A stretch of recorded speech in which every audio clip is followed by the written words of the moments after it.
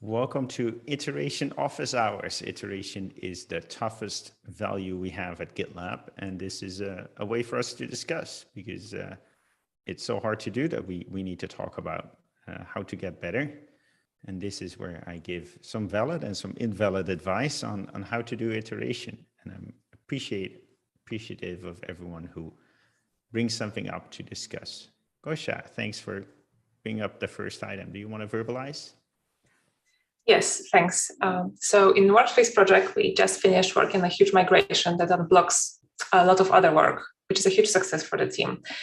At the same time, we know that this following work will require a lot of focus and precision, as we cannot afford to make mistakes with, like, for example, membership problems or routing problems.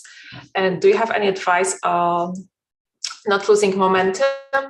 Dealing with this massive project that require those kind of discipline and precision, and make sure that the team stay motivated, even though the progress may not be as fast as we hope because of just the scope of the problem or how hard the problem is. Yeah, thanks for bringing this. It's such a great thing to discuss. My proposal would be to first discuss kind of the work that's happened and kind of look, is there an opportunity for more iteration there? And then look at what's ahead and see whether there's an opportunity for more iteration here. And obviously, I'm going to make a few suggestions that might not be valid. The point is the conversation, not the suggestions. Workspace is super important for us to make sure that all the features that are in self-managed are on GitLab.com and vice versa going forward. Maybe you can present the work that has happened. Like, what is the big update we just shipped? The big update is that we managed to create additional records in database for projects, and that means that every feature that is on group level can be much easily moved to project level, and that was our first goal, to make sure that we can move features from group level to project level without creating the same thing twice as it was before when we were doing that. Cool. So we had features that were available on the group level, and we wanted to make sure that that was also available on the project level, and we created additional columns on in the project table. We created additional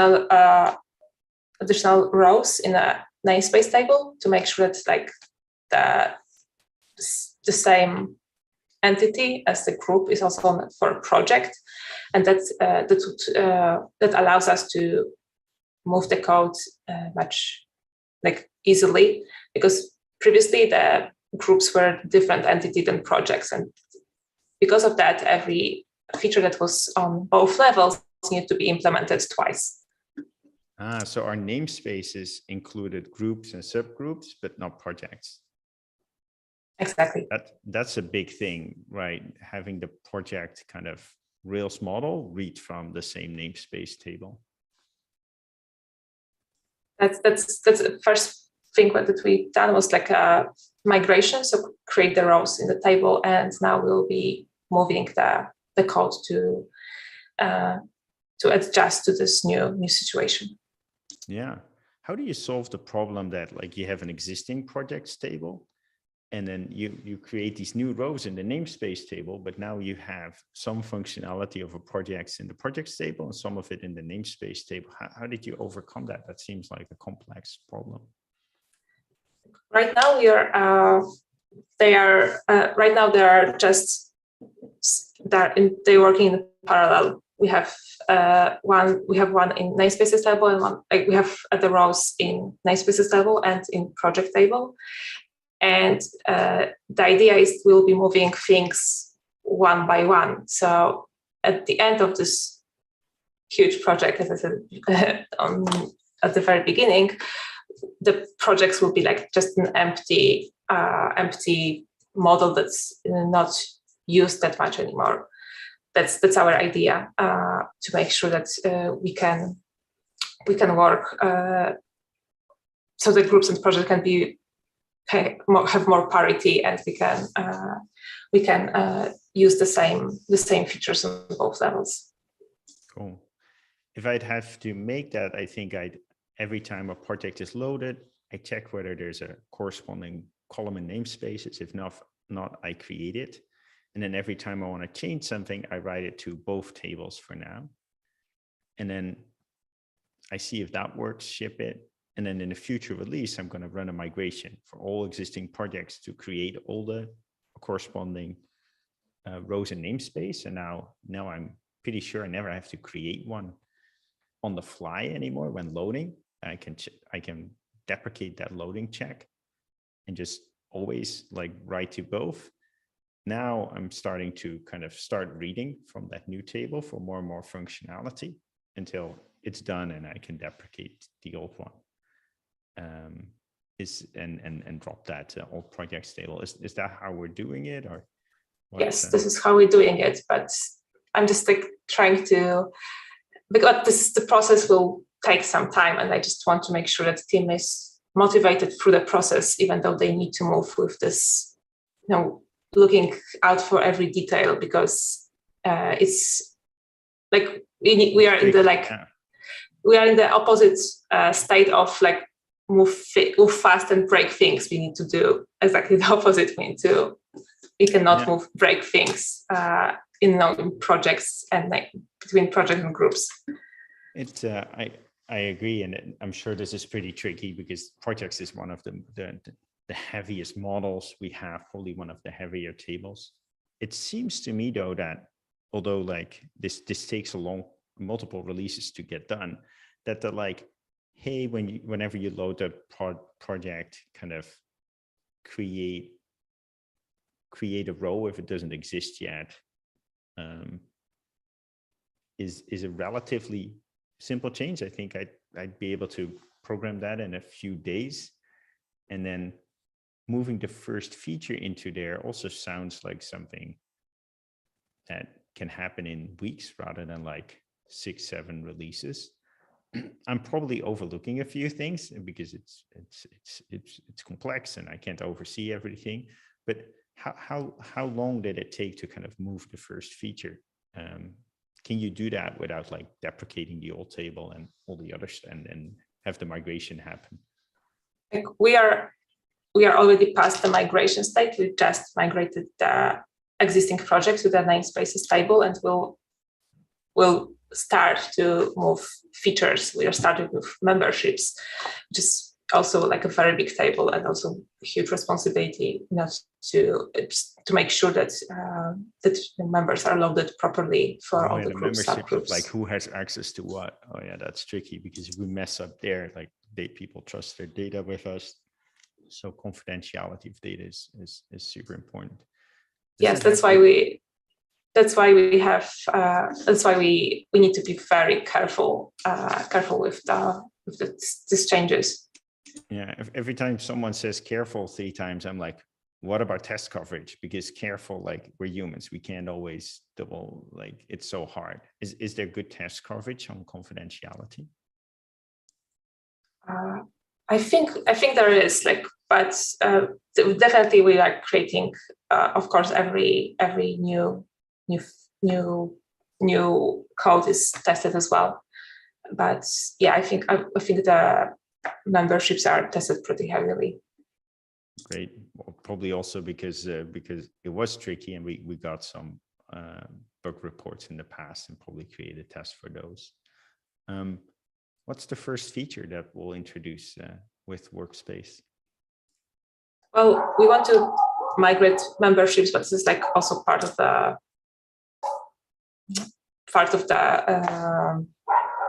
process. But I think the first feature we want to migrate is labels in cooperation with Plan Team, as they are implemented on both group and project level. And whenever there's a need for a change in there, we need to change in both places. And that's actually what we want to make obsolete. We want to make features on project and group level work in the same way. So there's no need of implementing any change twice.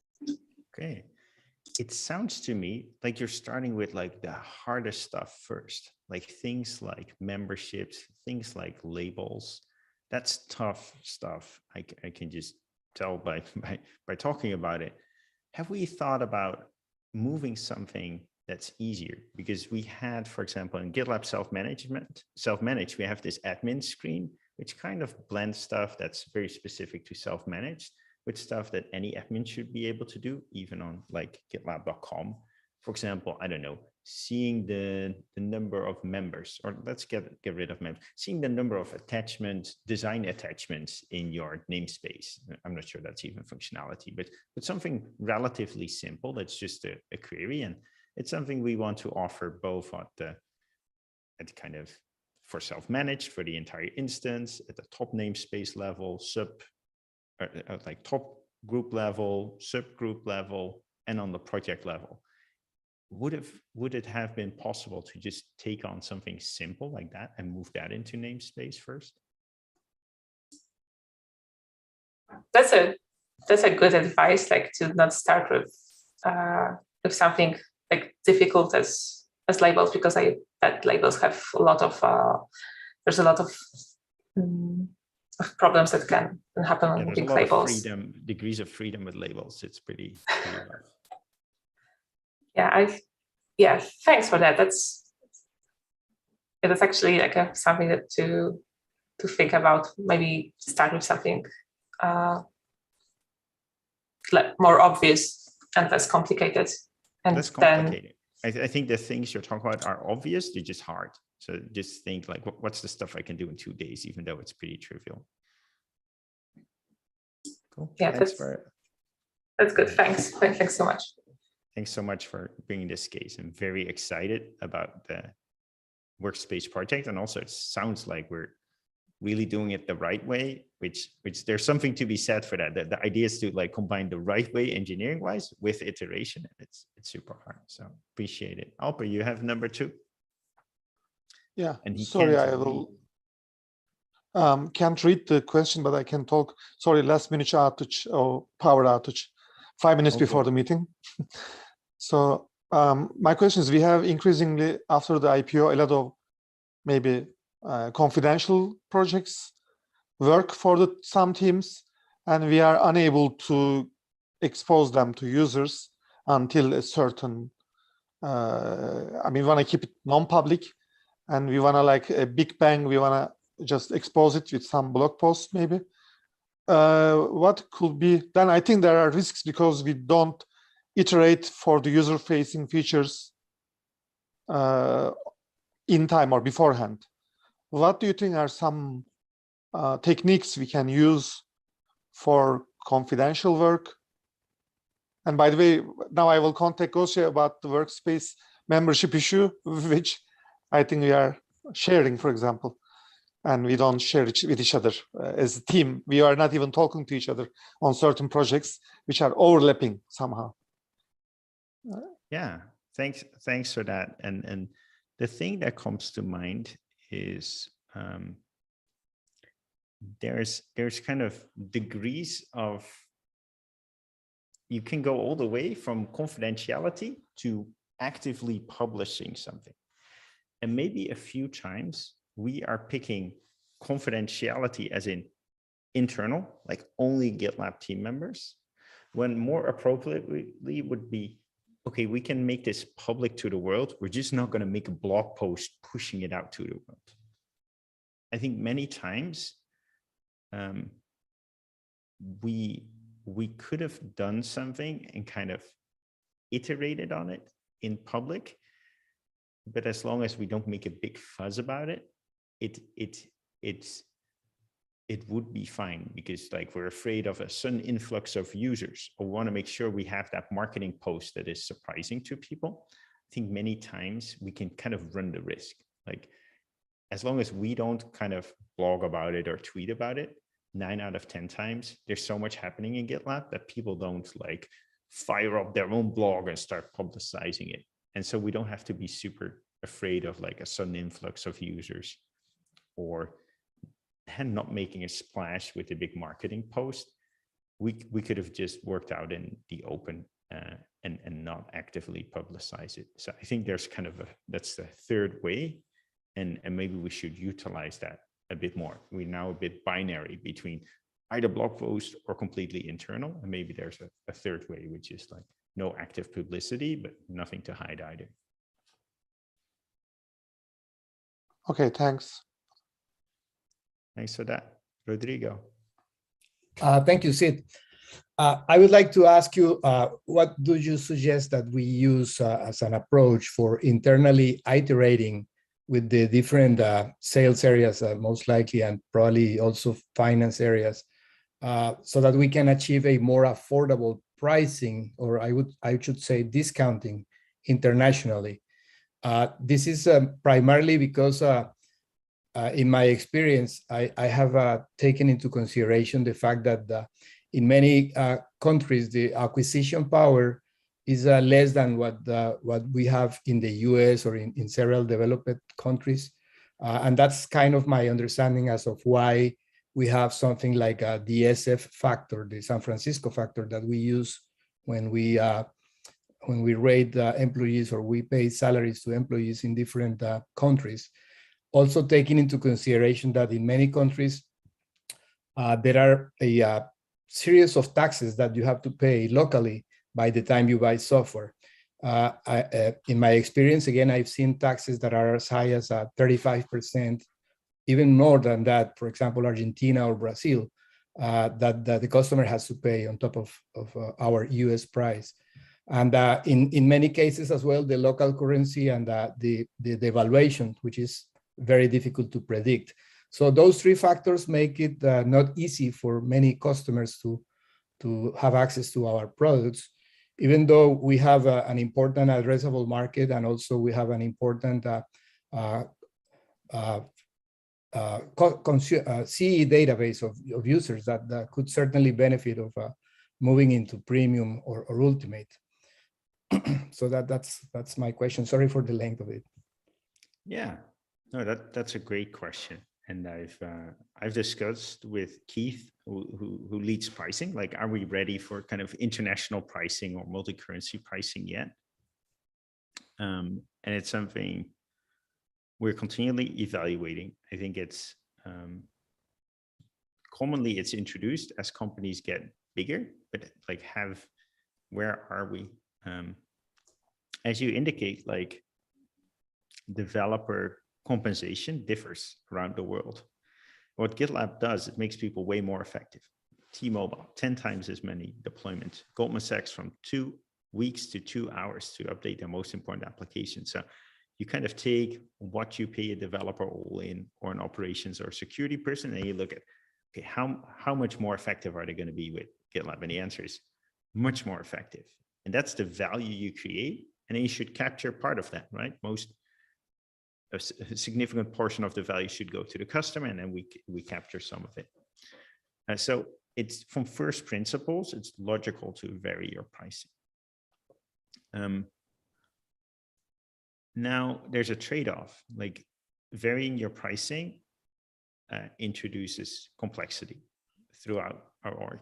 And like right now, if I have to solve something, I would love for our Zora Salesforce connection to be better. And there's a bit of a mismatch there with multiple accounts and a customer and stuff like that. Like, I'd rather fix that, because it's a big impact to the business than introduce a whole bunch more complexity. So today the answer is we're not ready for that yet. So it's complexity plus kind of typically a revenue decrease, because you're going to have lower prices most of the time, versus the additional conversion of people to paid customers and higher tiers. So does that conversion make up for the complexity and the decrease of ARPU?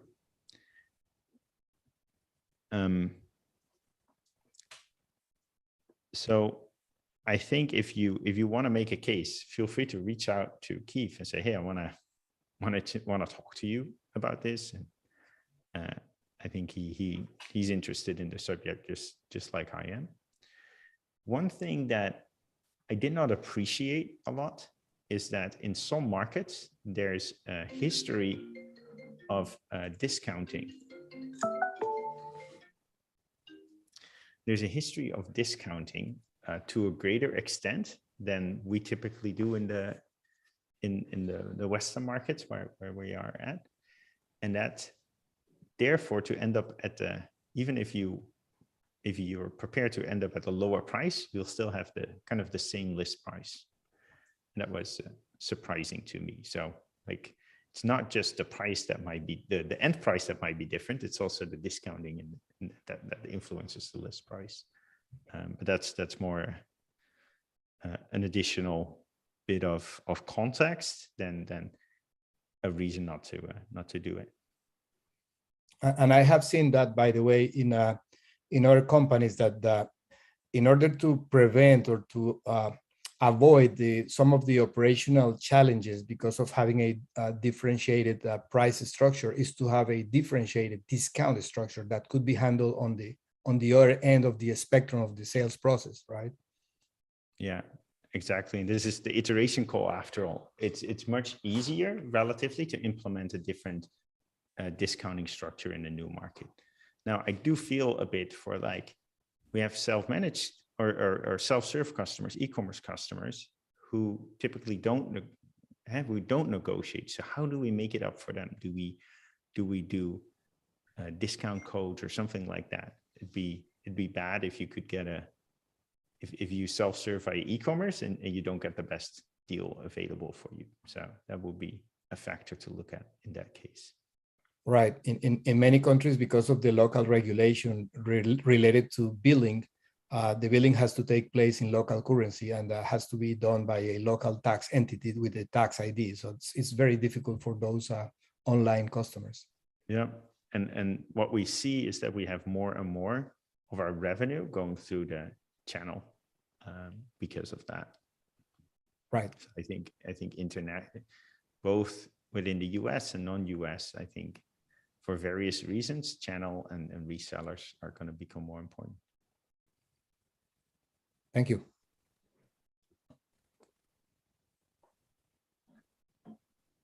I don't see anything